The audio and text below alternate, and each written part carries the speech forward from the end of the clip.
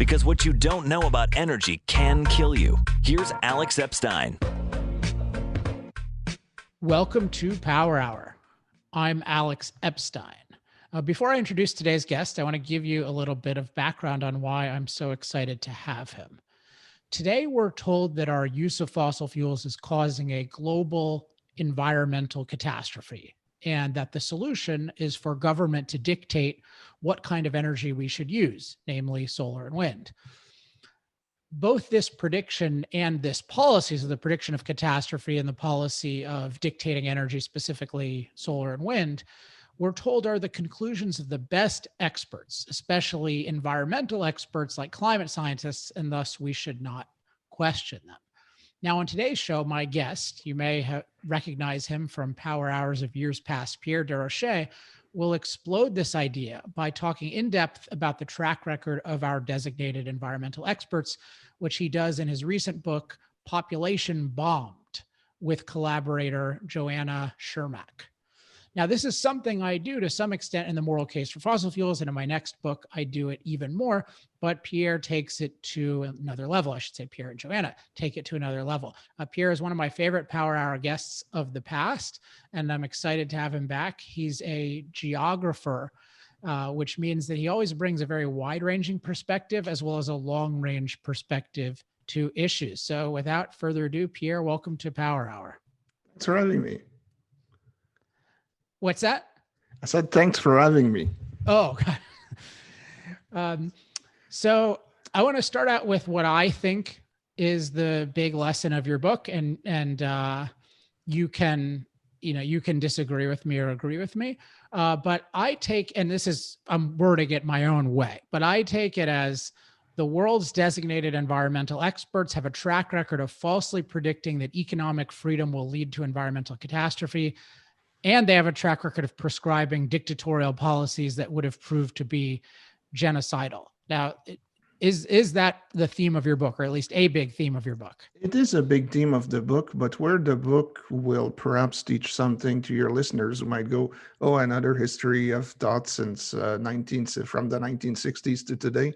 The point, one of the things we try to do in the book is to sort of fill the gap in terms of the history that even most pro-fossil fuel or most Prometheans or anti-Malthusian do not really know, because the way the story is usually told, well, Malthus came along around 1800, he was proving wrong, and then you've got Paul Ehrlich and the environmentalist in the 1960s.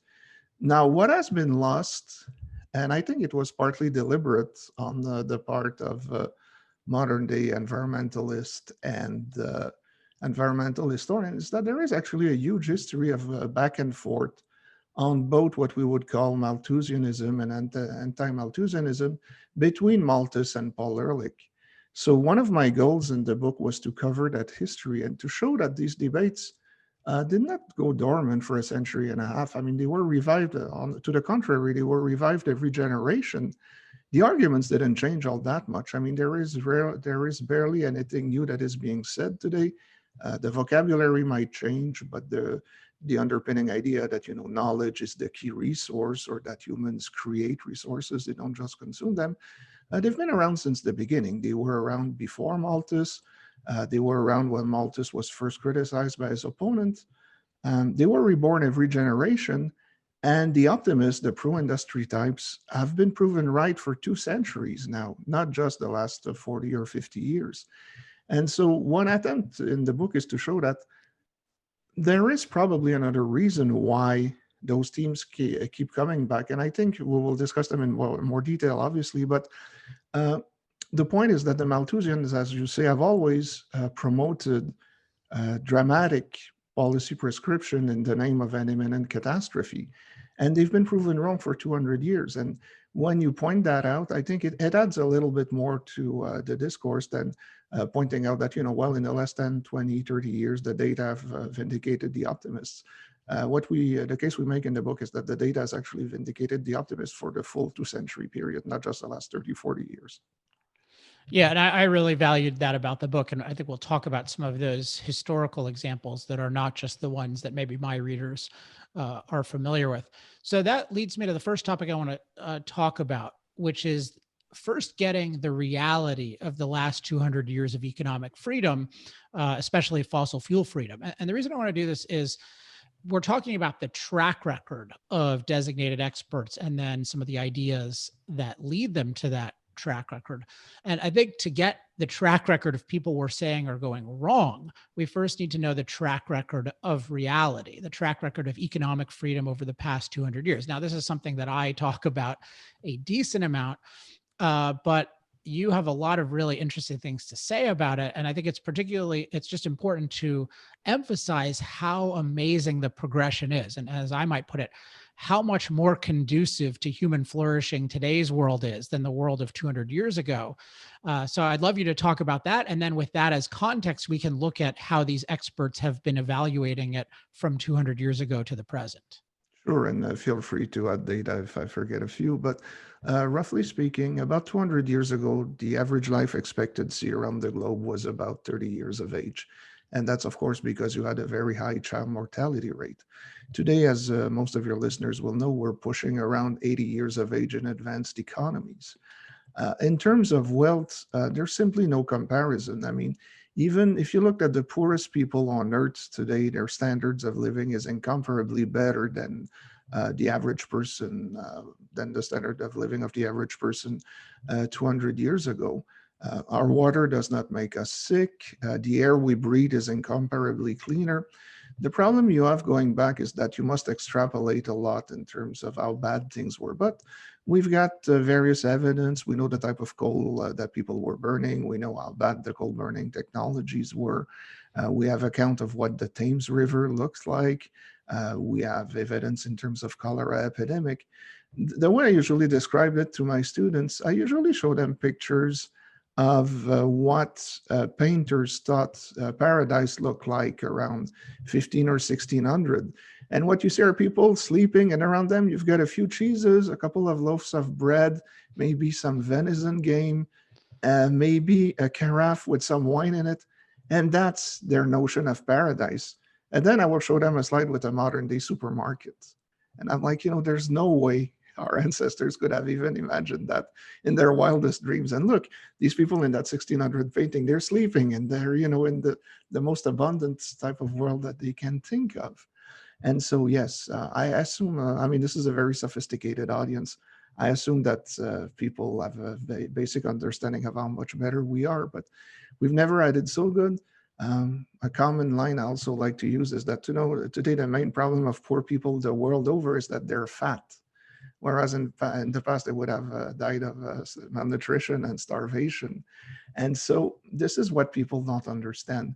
There were maybe a billion people in the world around 1820. Today, we're pushing on 8 billion. We're incomparably wealthier. We're incomparably healthier. And the only explanation for that, and this is what the point that needs to be driven again, this episode and in others, is that humans create resources. A large population and more abundant energy is what those people don't understand. But I don't know if you want to add something else here to set the background for now. Yeah, I think that's most of it. I mean, I really like thinking of things in terms of time. So if you think about how good an environment is, I think about it like how much value do you get and how much anti-value do you get in a given amount of time. So if you think of something like the supermarket, you think about how much time does it take you to buy all those luxuries in a supermarket, and it's not much time. People get tired of me telling this story, but when I was at Duke, I had no money for a little while. I mean, my parents were paying for it, so I'm not claiming that I was some impoverished guy, but I ran out of my meal plan. I didn't want to ask for money, and I had to figure out how do I survive for as little as possible. And so I would eat lentils and tuna, and it would cost me like $20 a week, and it just that's driven home to me, somebody can survive very well today on less than 1 hour a week's worth of work. If you're making $25, $30 an hour, that is almost the Garden of Eden. And then if you think about how much time it takes you to get clean drinking water, it's a few seconds. It takes you less time than it would take even someone in an imaginary Garden of Eden. So I like to just think of it as the modern world. If you're looking at it from the perspective of a human environment, there's never been a more nourishing, safe, and opportunity-filled environment for human beings to live in and enjoy. And then the thing I would connect that to, which I'll riff for just a second, is, and then I'm going to ask you a bunch of questions, is if you look at our designated environmental experts with this context in mind, that the world is just a completely unprecedented, nourishing, safe, opportunity-filled place, and you look at them talking about it, there's a question of, okay, are there predictions about the world right in the future? But one thing that should make us suspicious is there's no celebration of how much better the world is today. It would be one thing if they said, okay, yes, today's world is amazing, but there's going to be bad stuff in the future. But if you look at someone like a Paul Ehrlich or a Bill McKibben, I'm curious if this is your experience, like they describe today's world as like a hellhole. And actually, this brings up the Pope. You mentioned in the book, he has this quote about the earth looking like an enormous pile of filth. So is that your impression too, that these guys, they don't say, oh, just the future is going to be worse. They say today is bad. And they certainly don't talk about it in loving ways like we do. Yes, I should specify, if people listen to this later, we're recording this in mid-January 2021. A few days after Paul Ehrlich has published yet another comprehensive piece describing how bad the world is. It was published, I believe, on January 13 in Frontiers in Conservation Biology. And you know that a new administration is coming in because every time Paul Ehrlich publishes one big piece, I mean, the original story behind this best-selling 1968 population bomb is that it was written to influence the presidential election back then. So, you know, a new administration is coming in when Paul Ehrlich publishes yet another lengthy screed on those topics. And yeah, sadly, the Pope has veered away from the traditional Catholic understanding of a growing population. I do allude to it a bit in the book, but I'm currently working on a bigger history of that. People believe that the Catholic Church was only opposed to Malthusians on the ground that God said, go forth and multiply. Actually, no, they had a fairly understanding, some prominent Catholic thinkers had a fairly good understanding of resource creation. But to get back to your point, the thing with Ehrlich and others is that ultimately, I will give them the benefit of the doubt because I have colleagues. I happen to be in an environmental studies department and still have a job. So I know that most of my colleagues are honest about this. The key difference and the reason why these people self-select and why, in my opinion, they're always wrong is that they're unwilling to admit that humans have evolved beyond other species. So human beings do things that you don't see in the rest of the world. The whole discipline of economics, at least if it's done properly, should be around what makes us human. So trade, we exchange physical goods with one another. No other animal species does that. We're extremely good at creating new stuff by combining existing things in new ways. So yes, a beaver will create a dam by mixing mud and logs. But humans keep inventing, reinventing, and the main thing that drives innovative behavior is solving problems, or at least creating lesser problems than those that exist before. So what Ehrlich has never understood, and the basis of his thinking and of all other people like him, is that if there is more of us, and if we consume more, we must be like just a bigger plague of locusts or other animals that, exceed their local environment's carrying capacity. And what they've never understood, and I think people self-select when they go into things like conservation biology, is that no, humans are not different. We're no better than other animal species. And the point I tried to make in the book, and slightly more detailed in another piece I published recently, and perhaps you could link to it later, is that no, from the beginning, anti-Malthusians understood that the laws that apply to other animal species don't apply to human beings. We're different. We think ahead. We have foresight. We trade. We can move things over long distances. Whether, it emerged, whatever the cause for it, you go back to Jean-Baptiste Say, Frederick Bastiat, Karl Marx. The Marxists understood that too. You cannot simply infer behavior from or patterns of outcome from what you observe in the natural world to human beings because we're different. But people like Ehrlich, Garrett Hardin, and others never wanted to admit that. They believe that humans are ultimately constrained by natural laws that we can't escape. And that's really the basis, I think, the true basis of this debate. Are humans different? Have they evolved beyond other animal species? Or are we just a bigger plague of locusts? Yeah, the plague of locusts thing is very memorable to think about it. I think about it a lot from just the perspective of, you think about when nature is nourishing toward us, which is not as often as we would like. But what's happening is just that the elements of nature are being transformed in some way that benefits us. So often, like it gives us food.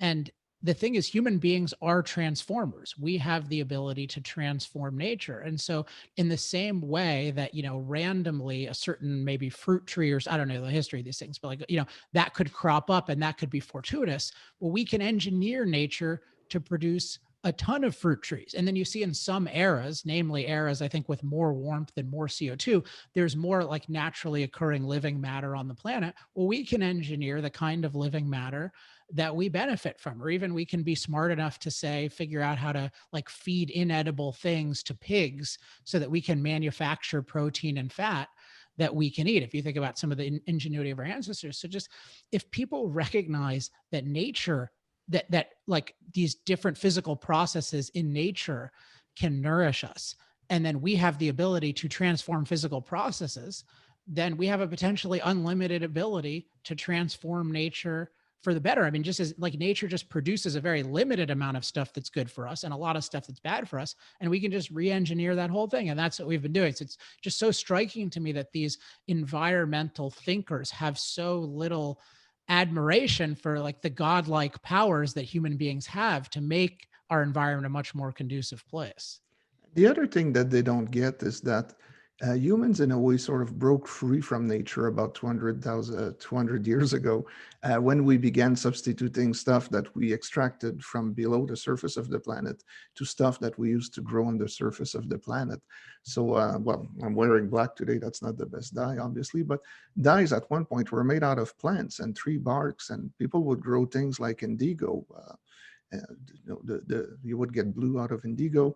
There was a plant called madder out of which you would get all sorts of orange browns and stuff. Well, eventually these things were created out of a waste product of the manufactured gas industry. So what people would do in the 19th century is that they would bring coal to a city, they would essentially cook it, and you would get some gas out of it. And before electricity came along, that's how a lot of urban areas were lit. But that's one of countless things that we've replaced. And where I think, I wouldn't say we failed, because I know you've tried for years, I've tried for years, but you try to convey to environmentalists that, look, why can't we have more people, more wealth, and more trees? Well, we don't need the land as much as we used to in the past. Now we make things out of synthetic rubbers, synthetic rubber ultimately made out of petroleum products, rather than having to grow a bunch of rubber trees to produce rubber. Well, there are more whales than before. Well, yeah, we've developed better substitutes for whale oil. All of this came from underground. And so this notion that you can have your environmental cake and your economic cake too by, again, substituting stuff that grows on the surface of the planet by stuff that comes from below was, again, well understood 100 years ago. I mean, I don't think I've quoted them in my book, but in other pieces. But you had people like, well, the economist Eric Zimmerman, or the geologist Kirtley Matter at Harvard. Matter, as a quote at one point, he says, isn't it great? You know, if you look at 1830, roughly 80% of what we use came from the surface of the planet. And he's writing his book in 1940. He says, well, isn't it wonderful now? About 80% of what we use comes from mines and quarries. Petroleum was still not the biggest thing as it is today. But people understood that, and somehow that was sort of lost. I mean, it was kind of rediscovered these last few years. You've had other scholars who have put that idea forward. Matt Ridley has picked up on it, but it needs to be communicated to a broader audience, this notion that, you know, substituting resources. And I've seen a few light bulbs go up when you make that point. Oh yeah, that's how we can have more stuff and more trees at the same time. Yeah, it makes sense. So I don't know if it's a failure on our part or if you want to expand on that point, but that's, you know, energy is important, and it's the most important thing we get out of fossil fuels, obviously. But synthetic materials, instead of just thinking of the negative of, let's say, the sea of plastics or whatever, no, synthetic materials have actually have a very good impact in terms of greening our planet. Yeah, there's a lot to say about that issue, but I want to jump into the track record, because that's a lot of what your book does that's very notable. And then maybe I'll talk a little bit more about the issue that you raised. So I love how your book, just we talked about before, it goes in detail and it doesn't just show the recent several decades. It really shows going back 200 plus years and then even beyond that. And one quote that summarizes what you do is you say, we make a deliberate effort to illustrate that the same ideas about resources, development, environment, and population have been reborn or perhaps recycled every generation, and that turning to population control as a means of addressing ongoing environmental woes has been the standard knee-jerk reaction. So how far do you go back in terms of showing the same line of thinking going back? Well, we go back. Okay, I'll just point out there are people who like to put everything they know in a book. In my case, I try to keep it short. So I'm not sure if I went back to ancient Babylon, but I have quotes that go back to ancient Well, you Babylon mentioned to Confucius. Gilgamesh a couple times. Yes, exactly. So Gilgamesh, Confucius, Plato, Aristotle, early Christian theologian. These ideas of this depletionist perspective has been around for a very long time, but perhaps something that people don't realize is that Malthus was himself part of a debate. A lot of people think that he started it. No, he was actually reacting to optimists in the Age of Enlightenment. I mean, basically what you have in the 17th and 18th century is the beginning of this of the Age of the Enlightenment, when people believe that, okay, well, we're beginning to understand how nature works, we will be able to improve things, and so the more of us there are, the better off we will be. And so you have people like Condorcet in France who put up these ideas, and it is against this sort of background that Malthus is reacting. But then what is lost is that a lot of people fired back right away at Malthus, saying, no, you're wrong about things. Again, humans are different. It's hard to see that today from the perspective of the 21st century, but Jean-Baptiste Dessay, who's a French free market economist, says at the time, come on, how can you say that? There are a lot less famines today than there were 2 or 3 centuries ago. So by today's standards, people in 1820 or 1800 were incredibly poor, but they know that they're better off than people in 1600s. I mean, that's partly because, the potato has come over from the Americas. They've developed better farming technologies. But C says, no, we have a lot less famine today than we had a few centuries ago, and there's more of us. Look, people create. The number of people is not what matters. What matters is production. And so that mindset is fairly dominant in much of the Western intellectual elite in the 19th century. Now, one thing that I do in the book, which got me a bit in trouble with my co-author. So I should point out, Joanna is not only my co-author, but she's also my wife. And she's Polish, and she grew up under martial law in Warsaw in the 1980s. So saying nice things about Marxists is not something that goes well really with her. So, but the point is that Marx, Engels, Lenin, Trotsky, even Mao, although I was not allowed to put Mao and Stalin in the book, that's where she drew the line, were really in favor of industrial progress and argued, well, the solution to poverty is not to restrict the number of people, but to increase production. And this is a mindset that is very common in the 19th century among people who believe in the free market, among people who are on the left. And you can see this debate going along in the 19th century. There's the best-selling American environmental textbook in the 19th century is by this fellow named Henry George. He's sort of forgotten today, but and he has some weird ideas on land property, rent, and stuff like that. But otherwise, it's fairly free market. And he points out humans are different. Imagine if instead of human beings coming to North America, you would have brought bears. You would have brought European bears. There were North American bears. Would you have had more bears in the end? Well, no. But look at humans. The reason why we have more food is because there are more humans and because we create things. So, the more Jayhawks, the less chickens, but the more men, the more chickens. That's the one line is usually remembered for. But he's in the debate at the time with academics at Oxford, at Cambridge, who are arguing, no, look, Malthus was right. India will never be able to feed itself and the world will collapse in short order. And George and other optimists reply, no, look at the data. The more prosperous societies are the societies with the most people and the most trade. Massachusetts is more wealthy. People are better off in Massachusetts than in Brazil. Massachusetts has very little in terms of natural resources. Brazil has a lot more. So what matters is trade, the division of labor, and the more human brains you have. And so I could go on and say that, you had this debate basically every generation up until today. And yes, the data was there, people understood it, and somehow there's never been much of an incentive among academics to really write that history, and I'm sort of working on it at the moment.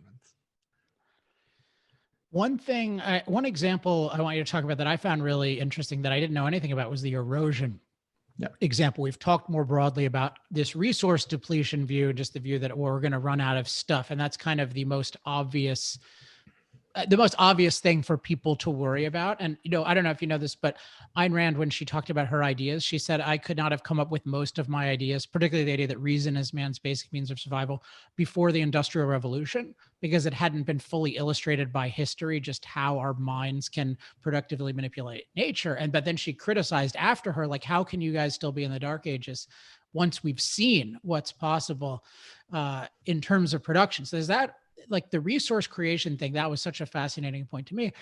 And you see that denied throughout history, but then there's this erosion thing.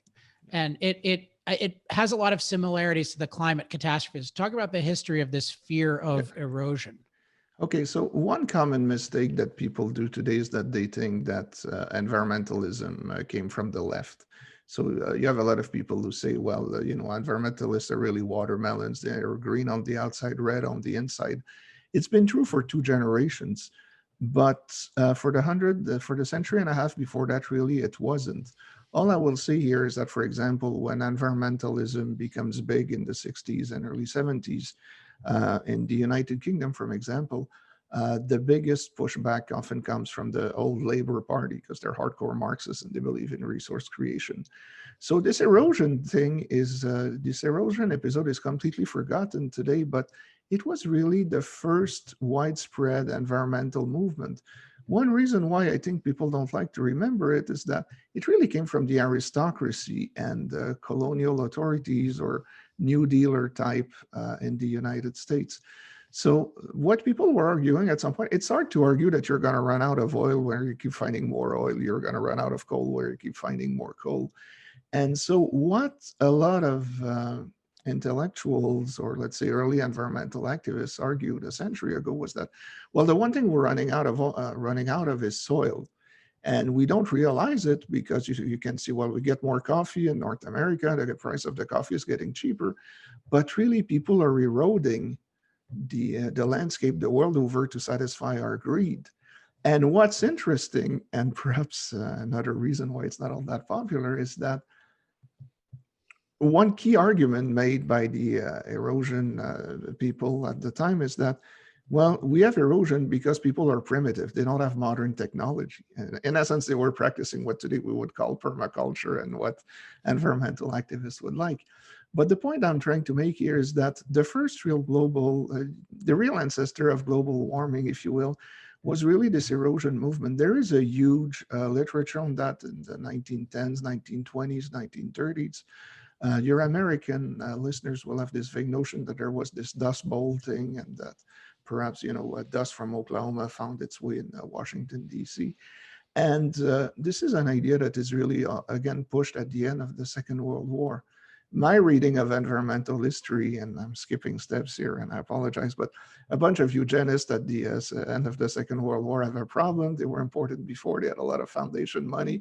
What is their relevance? Well, they, again, become Malthusian, which they couple with this fear of erosion. And in the 1950s, what's interesting in Europe is that you've got a lot of colonial administrations who say, well, one reason we cannot leave Africa is that the local are already destroying their environment, and it will be even worse once we live. So, they'll destroy the forests and the Gold Coast once the good British authorities are gone. And it's like, you let children play with matches, or do you, so there was a lot of racial underpinnings to this whole movement. And that's how the environmental movement was really born in the post-World War II. And so I only gave you a snippet of that history again in the book, but this is how the people who influenced Paul Ehrlich and the environmentalists in the 60s really came along both as Malthusians and people who believed that globalization was eroding the one thing without which we couldn't survive, which was the soil.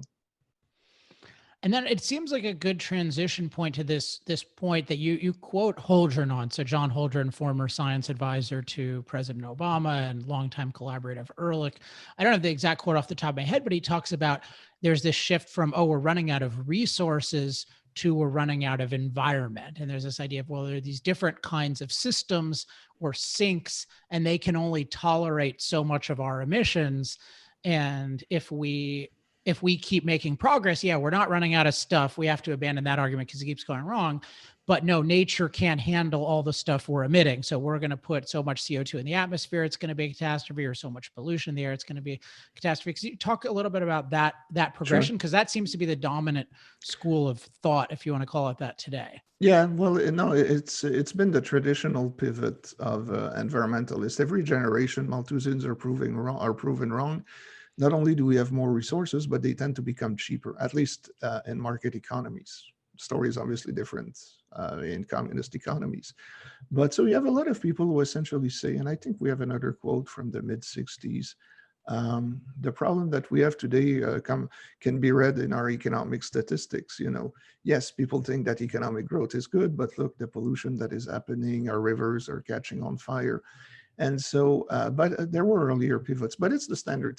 Bill McKibben also did that, I believe, in the late 1990s when he came to realize, oh, we're not running out. Peak oil is not going to happen, but look, now we've got too much oil. Therefore, we will have CO2 and nature cannot absorb all our greenhouse gas emissions. So yeah, they've pivoted on global warming, but that was true before. But what's interesting when you go back to the 60s is that CO2 or greenhouse gas emissions are not a concern. What they're concerned about are things like sewage, sulfur dioxide, so acid rain, and also particulate emissions, which will give you global cooling. And what else I do in the book, I illustrate, well, you had people saying similar things around 1900. So, we have open air sewers, we're losing our bird populations, we're overhunting them. And yet you can show that for every other indicator except for CO2, the problem came to be solved with more people and more wealth. Now, one argument that I like to make, because I plug my own work, is that industry has always had an incentive to create valuable byproducts out of production residuals, which is not something, again, that Ehrlich and others understand. They say, well, people should be more like nature. Well, industry is exactly like nature in that the emissions of industries over time tend to be turned into something useful, and it's kept within the sphere of production. But yeah, to get back to your question, environmentalists have been pivoting for a long time because every generation of Malthusian has to admit at one point that it is wrong. But then they have to come up with something. Well, we're going to run out of soil, or we're going to have global cooling, or our rivers will die. Lake Erie, one of the earliest research projects of Paul Ehrlich was to study snakes, I believe, in Lake Erie. And he said something in the late 60s to the effect, Lake Erie will be dead soon. No, I live not too far from Lake Erie. When I visit my friends in a little town called Port Dover in Ontario, that's the main fishing port on Lake Erie. And I eat a lot of fishes that are fish from Lake Erie, and I'm still standing, and there's no shortage of fish. So yeah, they've been pivoting for a very long time, and greenhouse gas emissions are but the latest form of pivot. And I would argue that's also in large part because every other form of pivot proved wrong. Yeah, and if just to go back to the perspective as human beings as transformers, I mean, we can transform the raw materials of nature into products, and then, as you've pointed out, and we talked about it on an old Power Hour, we can transform even the seemingly negative byproducts into valuable products, as you often talk about it, waste into wealth. And they keep, one thing that's interesting with this switch is in the 60s and 70s, you had Ehrlich both saying that we're going to have not enough fossil fuel, and then we're going to have too much because it's going to pollute the cities and the atmosphere is going to become unbreathable, and then global cooling, which I'll talk about in a second. But then, and he said, he has some quote like, pollution control is like giving an aspirin to somebody who has cancer. Like that's versus no, what actually happened as we became better at transforming those emissions into at least a neutral form or lessening them in different kinds of ways. And so then what do they go to? They go to CO2. And the genius of going to CO2 is that the emission itself, we don't have a cost-effective way of reducing.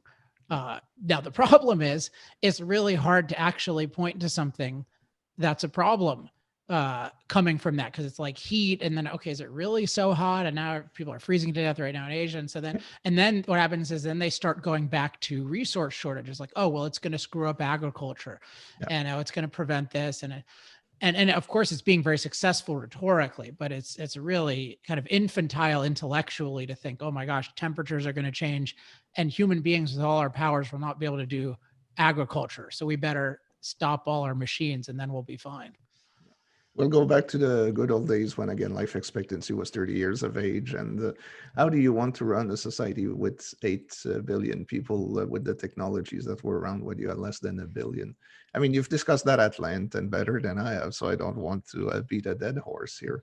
But that's what is really, you see, what I try to do in the book, and I guess I will have to try again, or perhaps you'll do it better than me, Stu. Again, I think what we need to do is to challenge their basic conception. You have to admit that humans are different. If you don't get them to admit that, in my experience anyway, talking to my colleagues now for nearly 2 decades, you won't be able to break into their way of looking at the world if they're not willing to admit that we have some unique attributes. And at the same time, I think one of the problem on the optimistic side is that, especially in the post-World War II era, the way modern economics was transformed, or at least rewritten much more along the lines of mathematical models, general equilibrium. Economists sort of threw away a lot of previous knowledge on creativity. Why is it that people are creative? How do we invent? And creativity became this sort of manna from heaven, or what they used to say, exogenous factors. And I think the problem when you discuss resource issues, economists will say, well, you've got the price system. If the price goes up, people will look for substitute. They'll use it more efficiently. Well, fine, price theory is fine. But at the same time, and then they will say, well, and then people will be creative. And that's where I think you're always in trouble in this debate, because people will say, well, how do you know it will work out this time? And what I try to do in the book is to point out some basic feature of human creativity in a free society.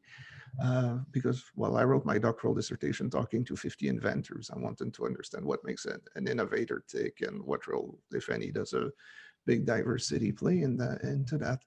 And there are some basic characteristics. Trust me, I've talked to a bunch of inventors in my life, and it's always problem solving. It's always looking at things the way they are and going like, there's got to be a better way, or isn't that wasteful? Or just let people be creative. There are some basic features of human creativity in a free society that ensures that, if not all innovations will make a product greener, most of the fundamental problems that people tackle will. You want to make something last longer. You want to make something less costly. Well, how do you make it less costly? Well, you use resources more efficiently.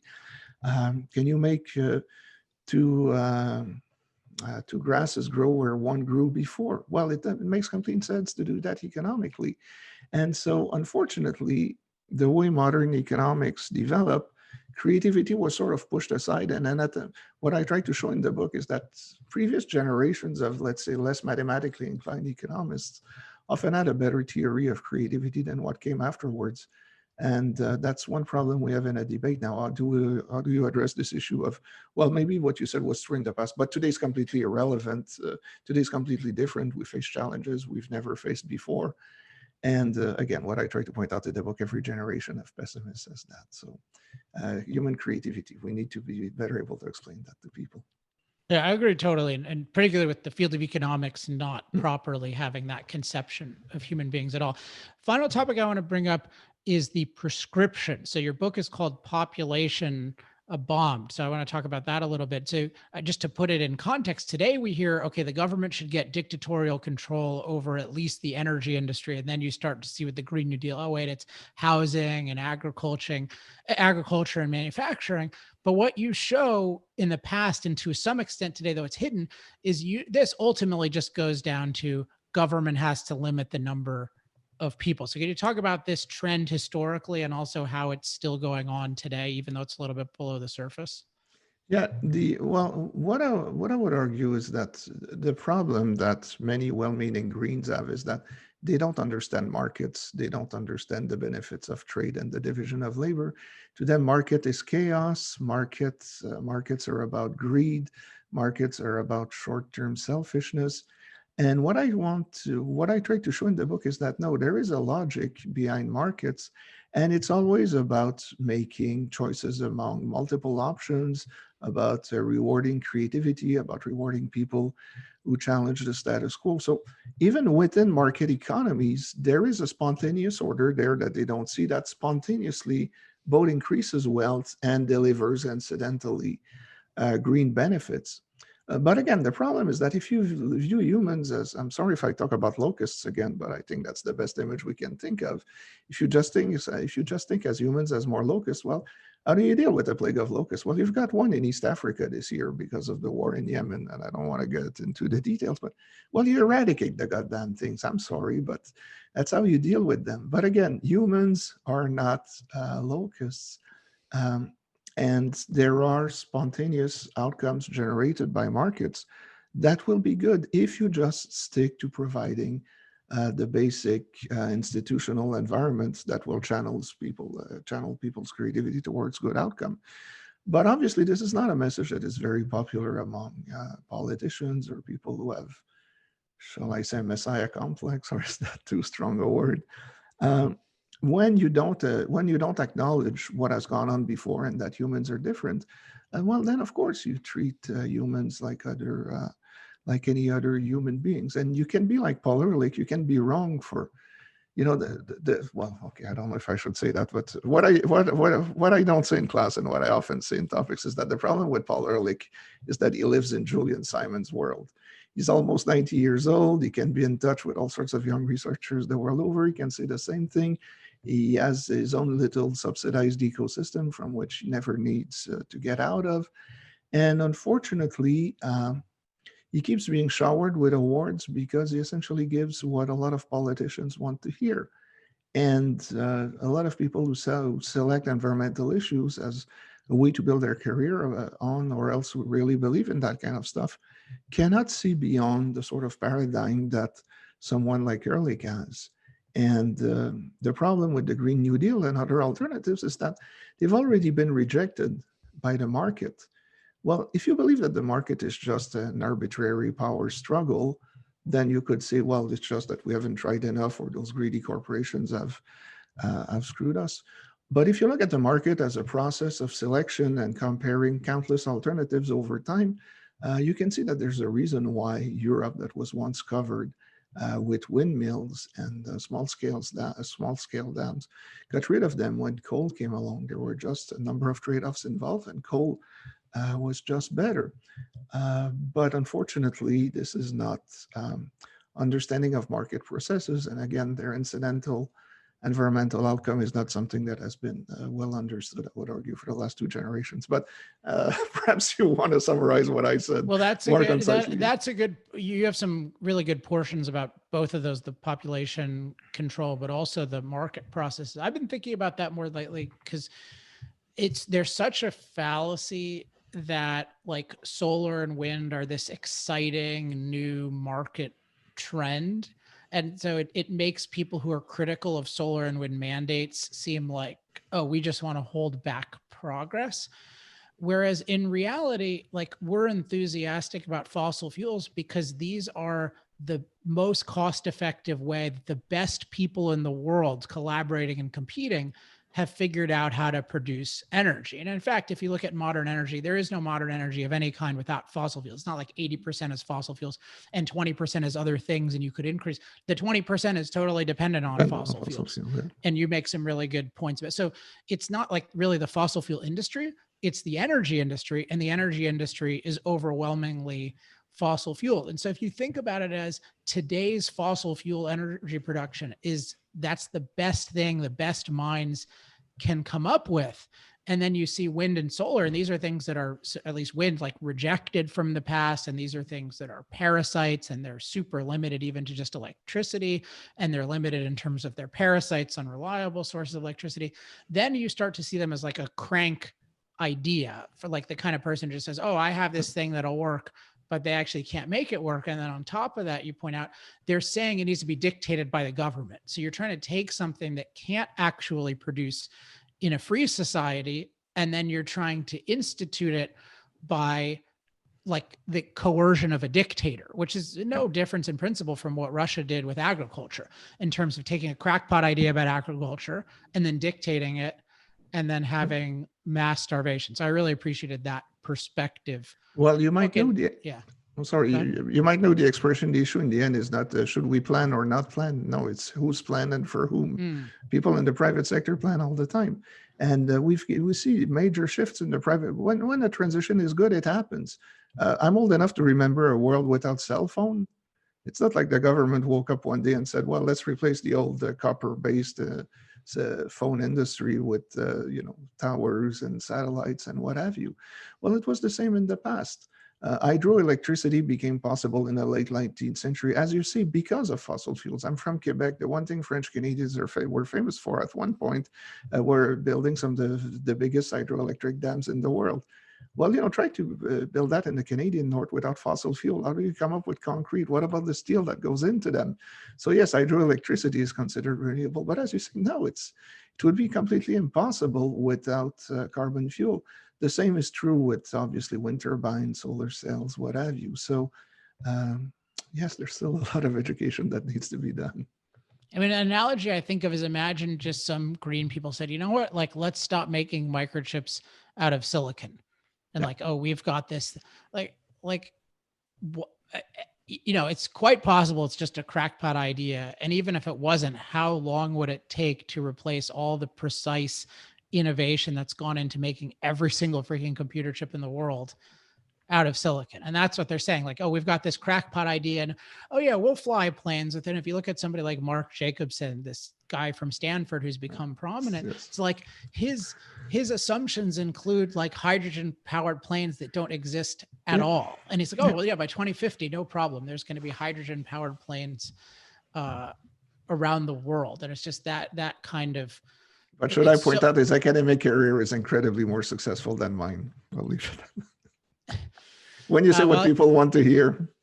Well, that's a perfect example of there, and it goes back to Ehrlich and Ehrlich's popularity, because you mentioned with Ehrlich that he has this one big idea, and I forget exactly how you characterize it, but I think of it as like, man as like this parasite polluter whose production and consumption are unsustainable. But the idea that, man's impact on Earth is inherently self-destructive. And that's the core of what I call the anti-impact framework. And he's the most consistent adherent of that. And he just takes this idea, and no matter what the circumstances, he knows that if we keep impacting things, it has to be bad and it has to somehow come back to bite us. And even 50 years later, like, he's wrong. And he says, no, I was basically right. Like, I have a higher understanding, that kind of thing.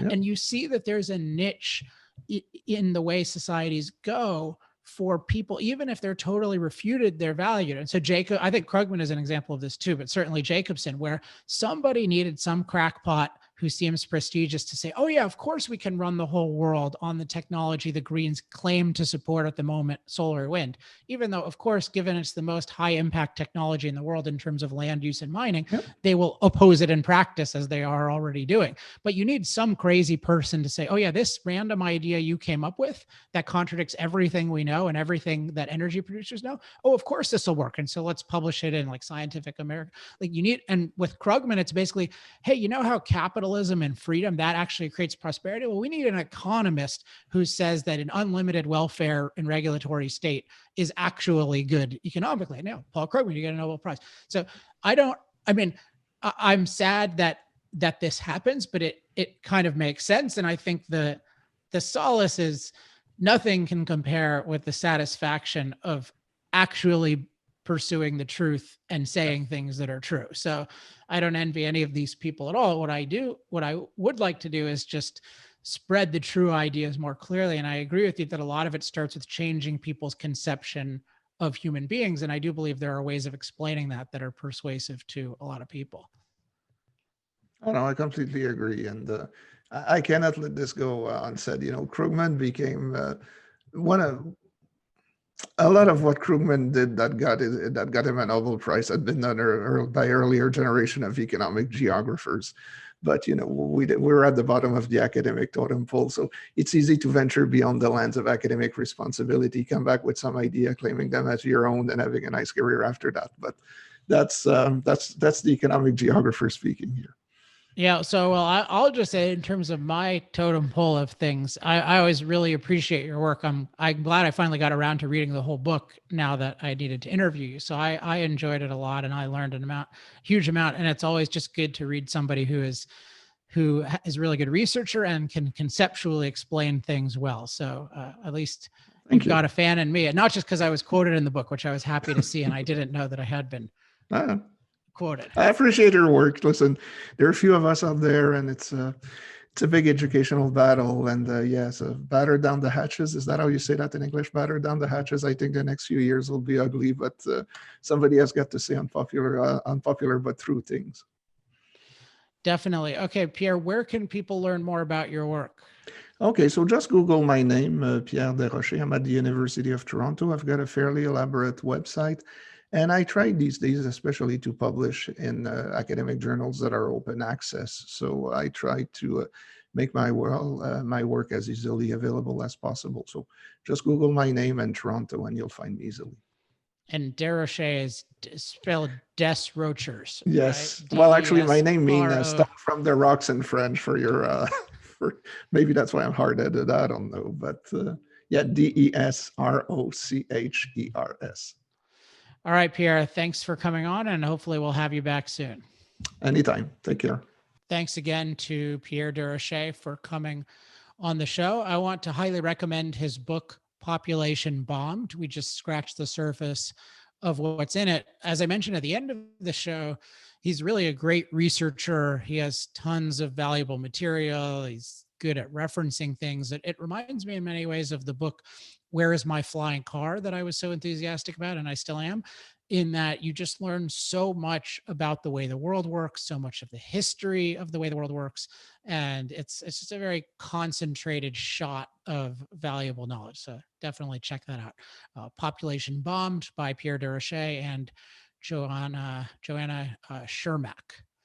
Well, I'll wrap up with that. As always, if you have any questions, comments, love mail, or hate mail, email me at alex@alexepstein.com. Let's see what else. Make sure to go to energytalkingpoints.com for talking points on all kinds of issues. And if you are an elected official or staff member at a governor's office or U.S. House or U.S. Senate, you can join Energy Talking Points on Demand for free. And you can get there at energytalkingpointsondemand.com and sign up, and you'll get lots of custom current messaging on the many issues that are coming up right now. I'm recording this on Monday, January 18th. It's about to be inauguration of a new president, and there's going to be a lot in this realm, at least. There's going to be a lot of bad stuff coming, but there's going to be a lot of good stuff coming from my end of things and from people like Pierre and other allies. So we'll have lots and lots of ammunition to go forward with.